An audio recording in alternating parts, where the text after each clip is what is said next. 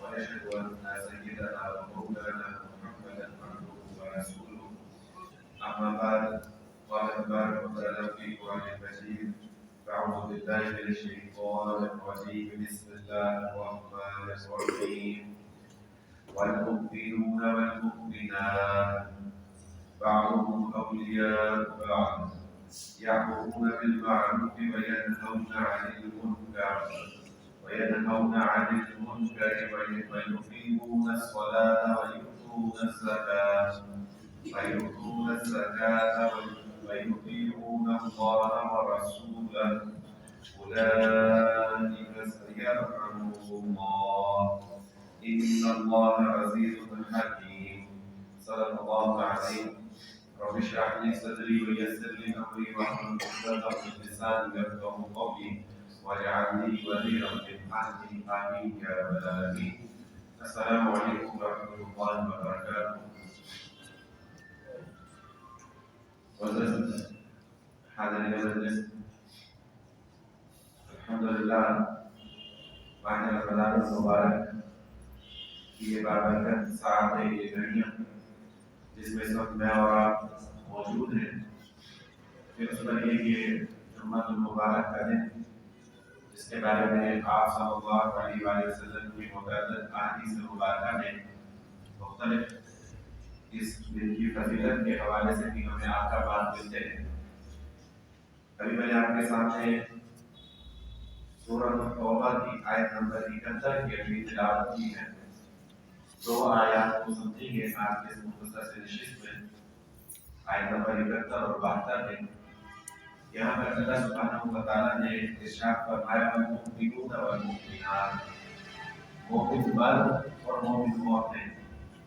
ان کے یہاں پر قرآن کا سلوک دیکھیے، عمومی طور پر قرآن کا سلوک یہ ہے کہ اگر کہیں پر مذکر کو مخاطب کیا جائے، یہاں پر صرف مؤمنون کا کہہ دیا جاتا تو اس کے اندر انڈرسٹوڈ بات ہے کہ وہاں پر 7 احکامات خواتین پر بھی لاگو ہوتے ہیں۔ اور قرآن کا سلوک یہی ہے کہ اکثر و بیشتر قرآن نے مردوں کو خطاب کر کے احکامات دیے ہیں، البتہ اگر کہیں پر عورتوں کو اس میں سے کوئی تخصیص ان کو مخصوص کیا جائے یا ان کے لیے کوئی ایکسیپشنل یا کوئی استثنائی صورتحال آئی تو اس کو پھر احادیث مبارکہ میں یا قرآن کی کسی دوسری آیت میں وہاں پر اس کی وضاحت آ جاتی ہے۔ لیکن یہاں پر اللہ سبحانہ و تعالیٰ نے سورۃ توبہ کی آیت نمبر 71 میں ارشاد فرمایا: والمؤمنون والمؤمنات، مومن مرد اور مومن عورتیں، بعضهم اولیاء بعض، یہ ایک دوسرے میں سے ہے، یہ ایک دوسرے کے ساتھ ہیں، ان میں ایک دوسرے کے ساتھ ایک خاص تعلق ہوتا ہے، یعنی کہ جو ایمان والا مرد ہوگا اور ایمان والی عورت ہوگی، بعضهم اولیاء بعض، یہ آپس میں ایک دوسرے کے کیا ہے، مومن و معاون ہوتے ہیں۔ یہاں اولیاء کا مطلب جو ولی سے ہے، دوست ہوتے ہیں، تو یہاں پر وہ والی دوستی نہیں ہے کہ جیسے مطلب عورت اور مرد کو جو ہے وہ ذکر کیا گیا اور یہاں پر کہا گیا کہ مطلب ایک دوسرے کے مومن و معاون ہوتے ہیں دین میں، یہ ایک دوسرے کے ساتھ ایمان کے آگے بڑھتے ہیں، ایک دوسرے کے مددگار ہوتے ہیں۔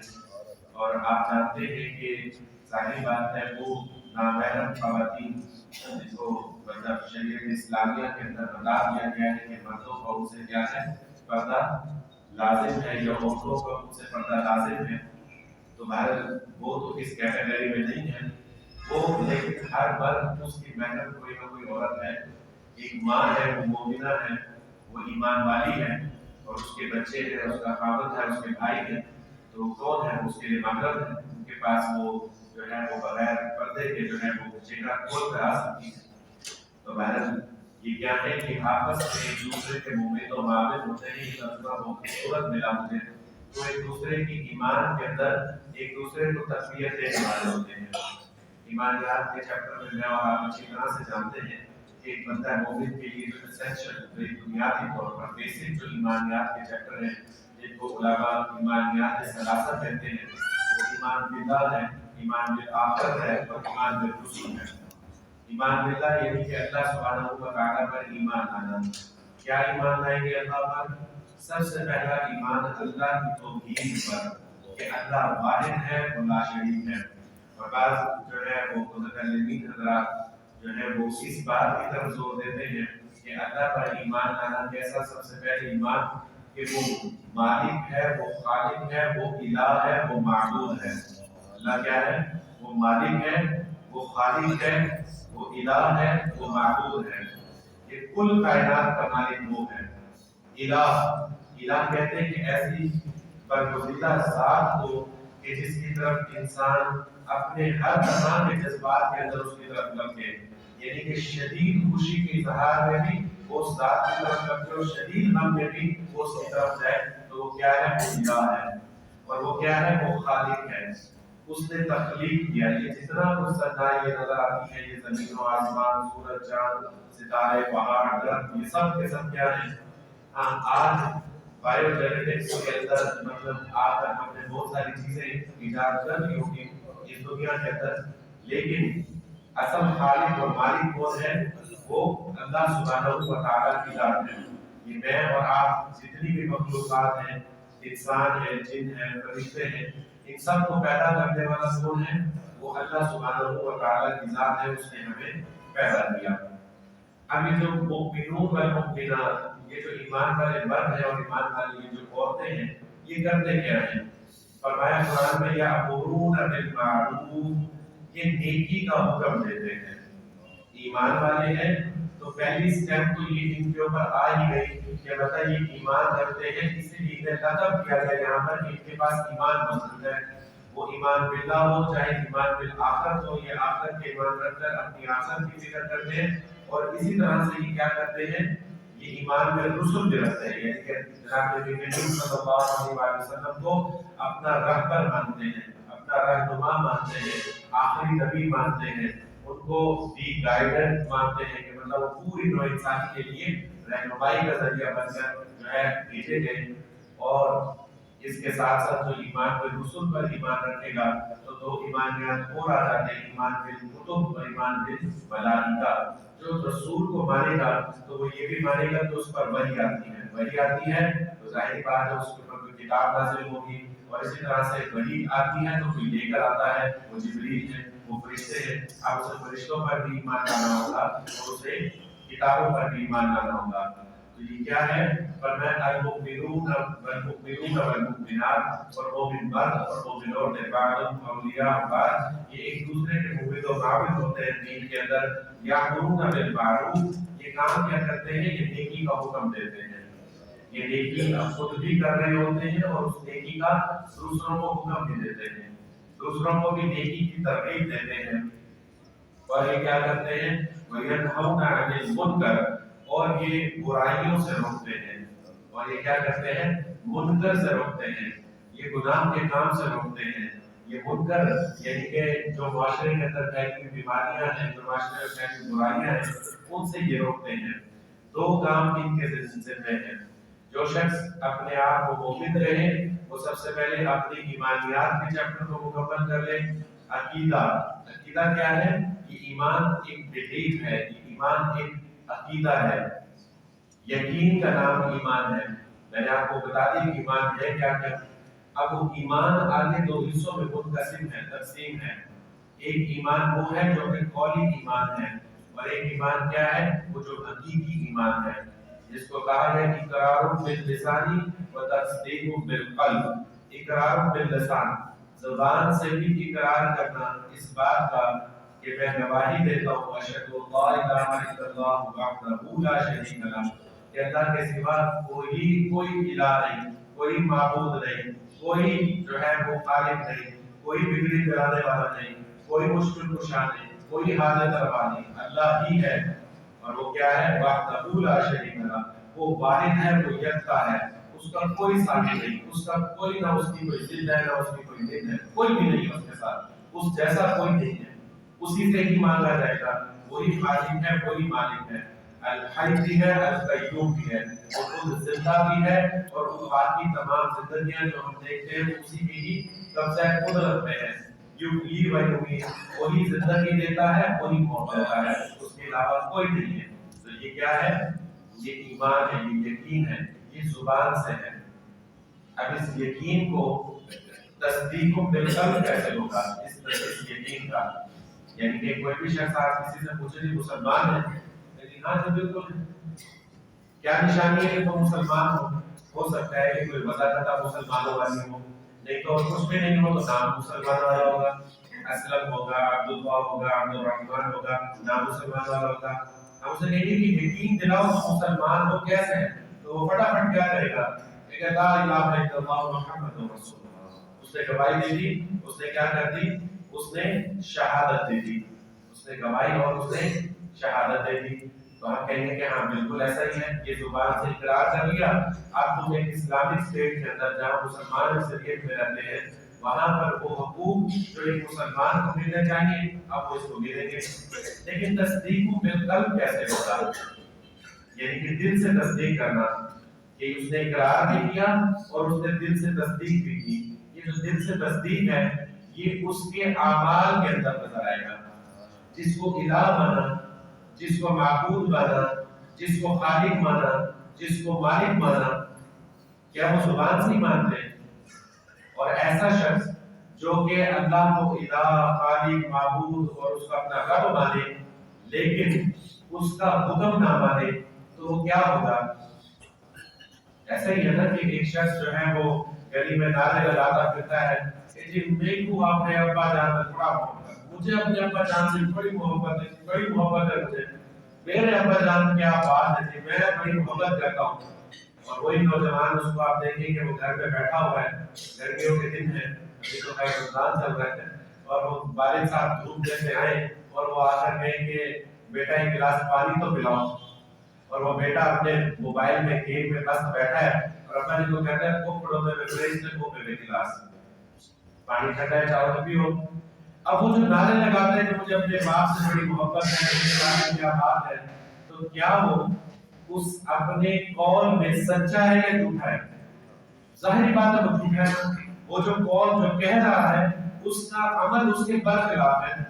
وہ جو کہتا ہے کہ مجھے اپنے والد سے محبت ہے، میں اپنے والد سے عزت کرتا ہوں، اگر اس کو اس بات پر یقین ہے تو وہ اپنے والد کی خدمت میں لگا ہوا ملے گا۔ ایسا ہی ہے نا، اس میں میں نے آپ کو مثال دے کر سمجھانے کی ایک مثال دی اور بات کی۔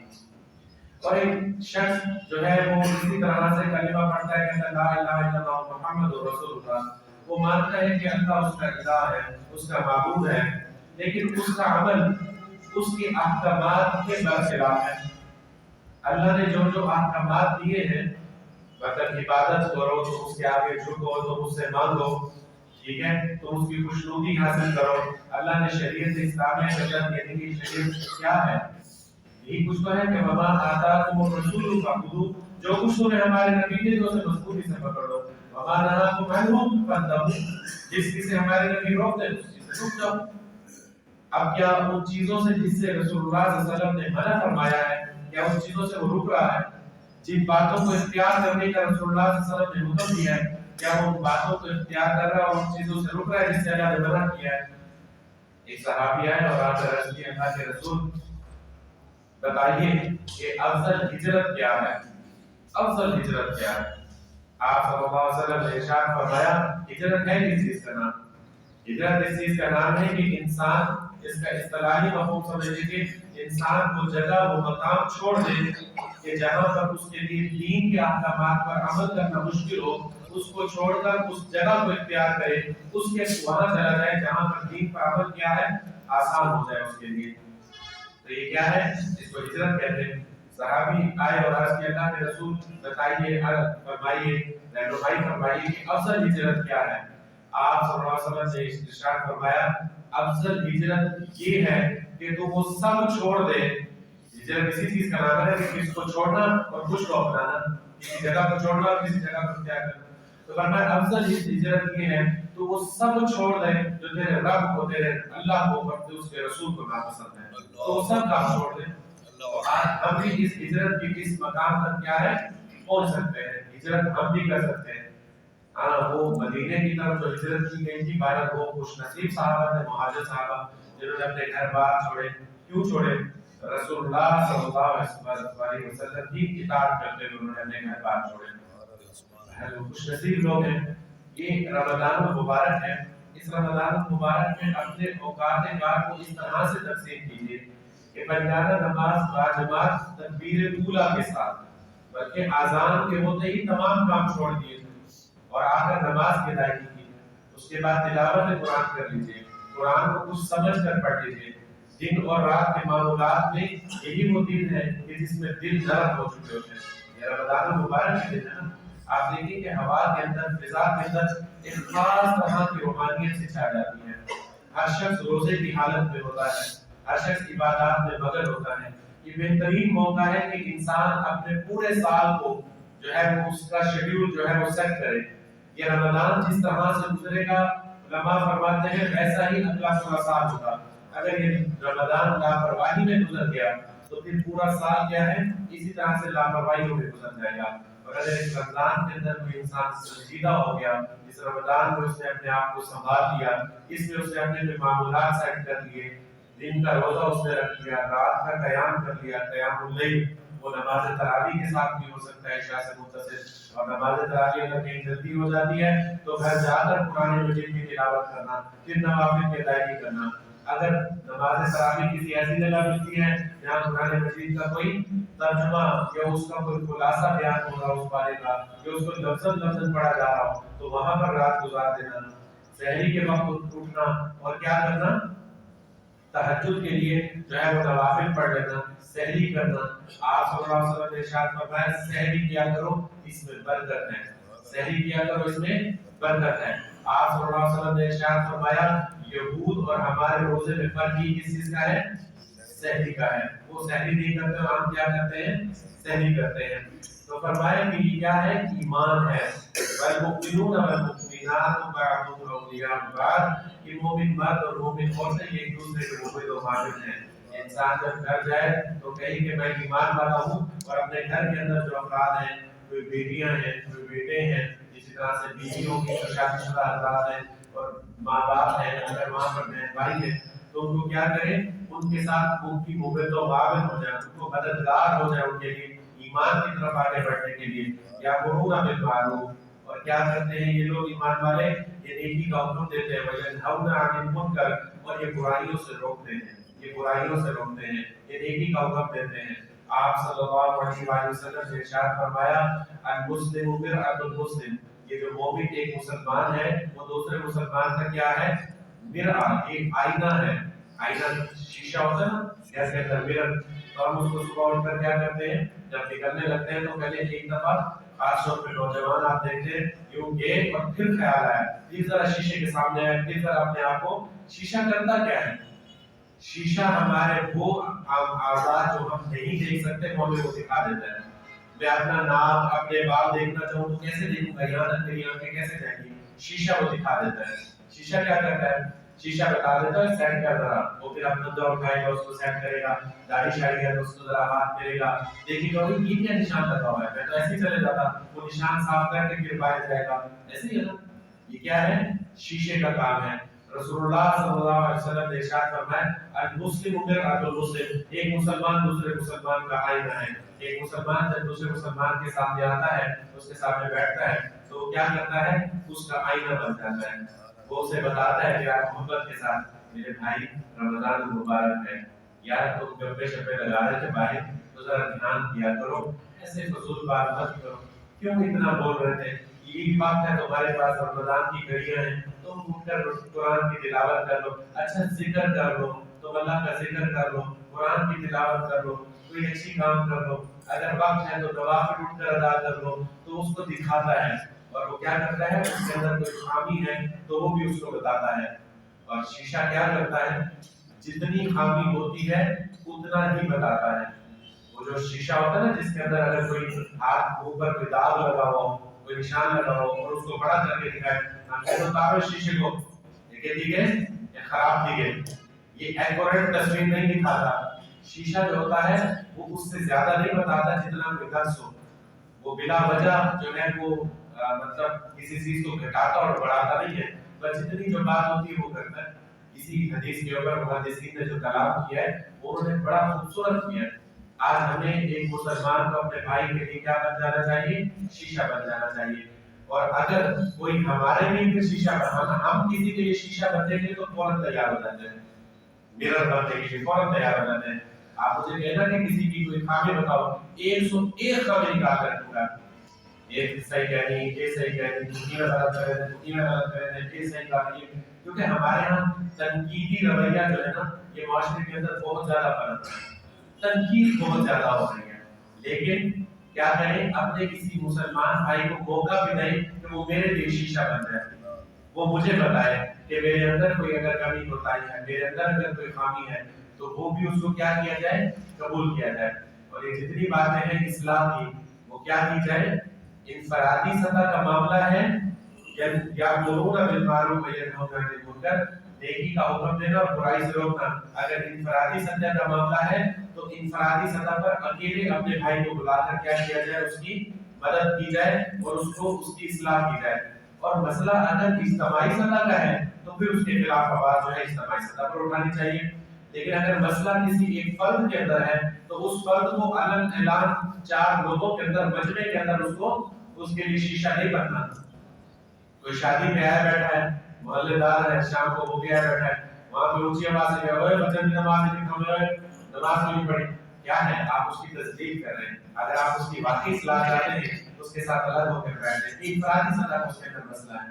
اور اگر معاشرے کے اندر سب لوگ ہی نماز نہیں پڑھ رہے, نمازوں کی طرف رجحان نہیں ہے, اب اجتماعی سطح پر اس مسئلے کو ممبر و محراب سے اٹھایا جائے گا یا جو بھی حکومتی ذرائع ان سے اٹھایا جائے گا کہ بھئی اس معاملے کو اس طرح سے جو ہے وہ کیا ہے ٹیکل کیا جائے. اور وہ کیا کرتے ہیں, وَيُقِيمُونَ الصَّلَاةَ وَيُؤْتُونَ الزَّكَاةَ, وہ نماز پڑھتے ہیں, وہ زکات دیتے ہیں.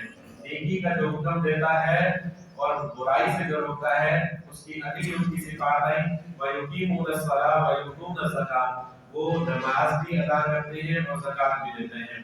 نماز کیا ہے؟ فرمایا آپ صلی اللہ علیہ وآلہ وسلم نے کہ نماز میری آنکھوں کی ٹھنڈک ہے.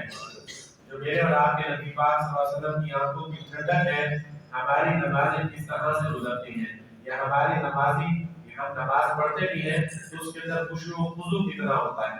اس بات کی طرف توجہ دینی چاہیے, اس بات کو سمجھنا چاہیے, اس بات پر غور و فکر کرنا چاہیے کہ جو تو نماز نہیں پڑھتے تو دیکھیں کہ وہ اپنے نبی پاک صلی اللہ علیہ وسلم کی جو آنکھوں کی ٹھنڈک ہے اس کو وہ چھوڑے نہیں.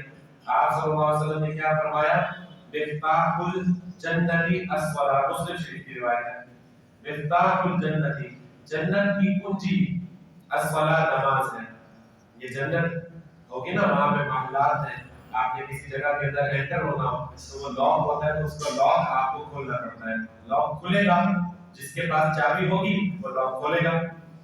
تو کیا فرمایا, مفتاح الجنت الصلاۃ, کہ جنت کی کنجی نماز ہے.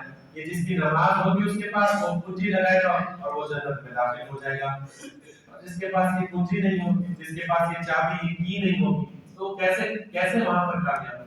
آپ صلی اللہ علیہ وسلم نے ارشاد فرمایا, الفرق بین الاسلام والکفر الصلاۃ, کہ اسلام اور کفر کے درمیان فرق کرنے والی چیز ہی نماز ہے.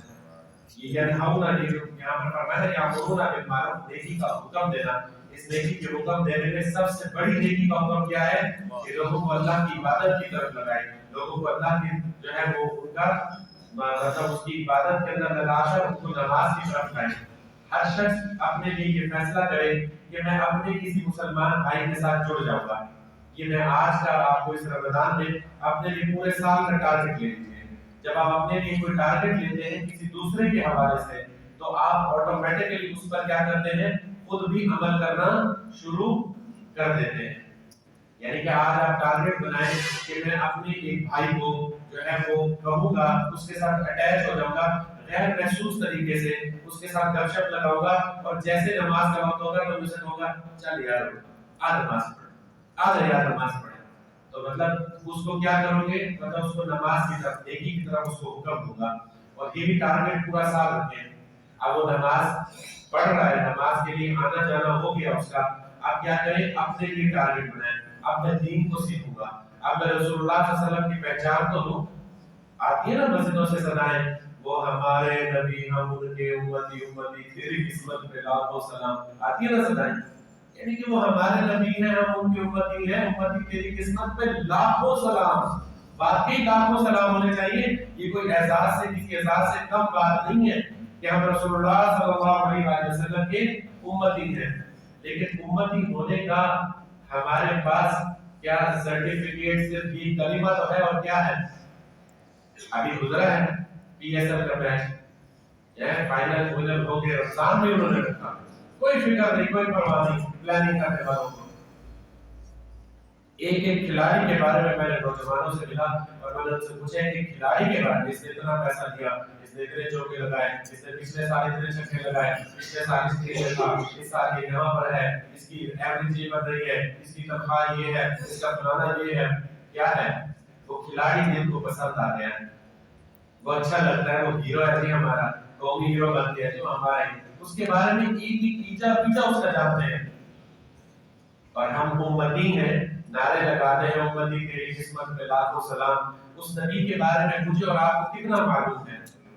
آپ صلی اللہ علیہ وسلم کے ازواج کون ہیں؟ آپ صلی اللہ علیہ وسلم کے ازواج جو آپ صلی اللہ علیہ وسلم کے نکاح میں جو عورت آئی وہ کون ہے؟ امی ہے، میری اور آپ کی والدہ. پوری امت کے لیے ماں کا درجہ رکھتی ہے. ہمیں اپنی ماں کا پتہ ہے کتنی، رسول اللہ صلی اللہ علیہ وسلم کے ازواج کتنی ہیں، آپ صلی اللہ علیہ وسلم کی اولاد کتنی ہے. آپ صلی اللہ علیہ وسلم نے جب مطلب دعوت و تبلیغ کا سلسلہ ان کے اوپر وحی کا آغاز ہوا تو کون کون ایمان لایا؟ رسول اللہ صلی اللہ علیہ وسلم نے ہجرت کب فرمائی؟ مطلب کون کون سی جنگیں تو ہم جانتے ہیں، بدر جنگ ہوا، خیبر بھی ہوا، تبوک بھی ہوا، حنین بھی ہوئی، فتح مکہ بھی ہوئی، بدر بھی ہوا، احد بھی ہوا. اس کو سیکوینس، اس کو ترتیب لگائیں، کیا پہلے کیا بعد میں. جانتے ہیں ہم اپنے نبی کو. آج ہمیں یہ دیکھنا پڑے گا کہ ہم کیا کہاں کھڑے ہیں، ہم کیا کر رہے ہیں، ہمارے اوقات کن کاموں میں گزر رہے ہیں. وَيُطِيعُونَ اللَّهَ وَرَسُولَهُ، اور وہ کیا کرتے ہیں، وہ اللہ اور اس کے رسول کی اطاعت کرتے ہیں. أُولَٰئِكَ سَيَرْحَمُهُمُ اللَّهُ، جو ایمان والے مرد اور ایمان والے عورتیں یہ کام کرتے ہیں، یہی وہ لوگ ہیں جن پر اللہ اپنی رحمت فرماتا ہے. إِنَّ اللَّهَ عَزِيزٌ حَكِيمٌ، بے شک اللہ جو ہے وہ عزیز ہے، زبردست ہے اور کمال حکمت والا ہے. تو فرمایا کہ بعد اللہ المؤمنین والمؤمنات، یہ وہ مومن مرد اور عورتیں جنہوں نے اوپر جو کام بتایا نا وہ کرتے ہیں. وہ کیا کرتے ہیں؟ وہ نیکی کا حکم دیتے ہیں، برائی سے روکتے ہیں. وہ کیا کرتے ہیں؟ وہ نماز پڑھتے ہیں، وہ زکوٰۃ ادا کرتے ہیں. وہ نماز پڑھتے ہیں اور وہ کیا کرتے ہیں؟ وہ زکوٰۃ ادا کرتے ہیں، اور وہ اللہ اور اس کے رسول کی اطاعت کرتے ہیں، اس کے آگے سر تسلیم خم کرتے ہیں. فرمایا وعد اللہ المؤمنین والمؤمنات جنات تجری من تحتها الانہار خالدین فیہا. ایسے مومن مرد اور مومن عورتوں کے لیے کیا ہیں؟ اللہ سبحانہ وتعالیٰ نے ایسی جنتیں تیار کر رکھی ہیں جس کے نیچے سے نہریں بہتی ہیں. خالدین فیہا، وہ اس کے اندر ہمیشہ ہمیش کے لیے رہیں گے. ومساکن طیبۃ فی جنات عدن، اور ان کے لیے بڑے پاکیزہ گھر ہوں گے وہاں پر. فی جنات عدن، ان باغات کے اندر ان کے گھر ہوں گے عدن، ہمیشہ قائم و دائم رہنے والے. ورضوان من اللہ اکبر، اور سب سے بڑھ کر جنت میں انہیں اس بات کی اطلاع دی جائے گی کہ تمہارا رب تم سے راضی ہو گیا، اللہ کی رضا ان کے لیے ہوگی. ذالک هو الفوز العظیم. اللہ فرماتا ہے یہ سب سے بڑی کامیابی ہے. یہ کیا ہے؟ یہ سب سے بڑی کامیابی ہے. اور ہمیں کرنا کیا ہے؟ ہمیں اس دنیا میں اطاعت والی زندگی گزارنی ہے، اطاعت والی زندگی گزارنی ہے، اطاعت والی زندگی گزارنی ہے. 3 دفعہ کہا اللہ مجھے بھی توفیق عطا فرمائے، اللہ ہم سب کو توفیق عطا فرمائے. اطاعت رب اور اطاعت رسول یہ کلیہ ہے کامیابی کا، اس دنیا میں بھی اور آخرت میں بھی. اگر کوئی شخص کامیابی چاہتا ہے، اگر کوئی شخص، ہاں جیسے آخر میں کہا نا ذالک الفوز العظیم، یہ فوز الکبیر، یہ سب سے بڑی کامیابی ہے. اصل کامیابی ہے یہی کہ تک جو آخرت میں کامیاب ہو گیا. اللہ سبحانہ وتعالیٰ ہم سب کو یہ کامیابیاں سمیٹنے کی توفیق عطا فرمائے. कैसी कामयाबियां जो सहाबा करम रिज़वानुल्लाह अलैहिम अजमईन ने समेट ली, जिन्होंने अल्लाह के रसूल सल्लल्लाहु अलैहि वसल्लम की इताअत करके रब को राजी कर लिया। आज रब को राजी करना है तो रसूलुल्लाह सल्लल्लाहु अलैहि वसल्लम के कदमों का बोझा लेना होगा। रसूलुल्लाह सल्लल्लाहु अलैहि वसल्लम के कदमों का बोझा कैसे ले सकते हैं? रसूलुल्लाह सल्लल्लाहु अलैहि वसल्लम की लावी शरीयत पर अमल करके, हलाल और हराम की तमीज करके, हराम खोरी और हरामकारी छोड़कर, सच बोलकर, अपने बच्चों के लिए हलाल कमाकर आज हम रसूलुल्लाह सल्लल्लाहु अलैहि वसल्लम की मुट्ठी, आप सल्लल्लाहु अलैहि वसल्लम की इताअत गुजार हो सकते हैं। और इसी में सारी की सारी कामयाबी है। अगर ये नहीं कर रहे तो फिर सब किस्से हैं बाबा, जैसे कहा ना एक सूफी शायर, फिर सब किस्से हैं बाबा, फिर सब किस्से हैं, कहानियां हैं, कलमे हैं, जो कुछ मर्जी करते रहो। अगर तो इताअत वाली जिंदगी नहीं गुजार सकते तो जो बातें मर्जी आती हैं जिन लोगों करते हैं। अल्लाह सुब्हानहू व तआला हम सबको कामयाबी अता फरमाए दुनिया और आखिरत की। इसीलिए हम दुआ करते हैं रब्बना आतिना फिद दुनिया हसनतन व फिल आखिरति हसनतन व क़िना अज़ाबन्नार व क़िना अज़ाबन्नार। अल्लाह को हमें आग के अज़ाब से बचा, दुनिया और आखिरत की भलाइयां अता फरमा।